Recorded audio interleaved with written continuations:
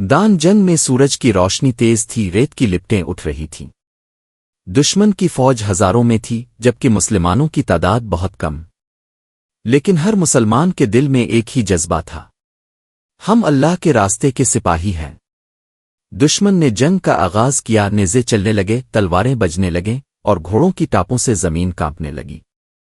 ایک نوجوان صاحب جن کا ایمان پہاڑ کی طرح مضبوط تھا آگے بڑھے، انہوں نے تلوار بلند کی اور نون انرے تکبیر بلند کیا، اللہ اکبر۔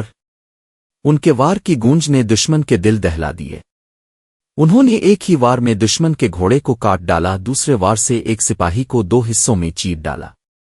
دشمن کے 5 سپاہی مل کر ان پر ٹوٹ پڑے، لیکن انہوں نے ڈھال سے وار روکا، ایک کو نیزے سے گرایا اور باقیوں کو بجلی کی طرح تیز واروں سے زمین پر ڈھیر کر دیا۔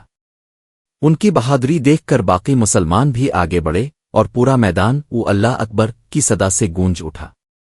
دشمن کے کمانڈر نے اپنے فوجیوں کو للکارا، لیکن مسلمانوں کا حوصلہ اور ایمان دیکھ کر ان کے سپاہی خوف زدہ ہو گئے۔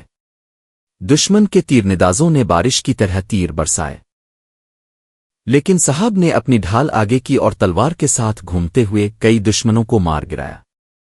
زمین خون سے تر ہو گئی تھی، لیکن مسلمانوں کا حوصلہ آسمان کو چھو رہا تھا۔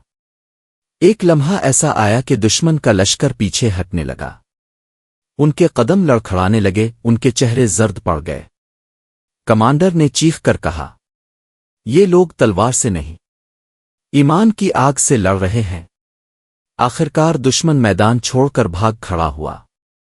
نوجوان صاحب نے آسمان کی طرف تلوار اٹھائی اور کہا، یہ جیت ہماری نہیں، یہ اللہ اور ایمان کی جیت ہے۔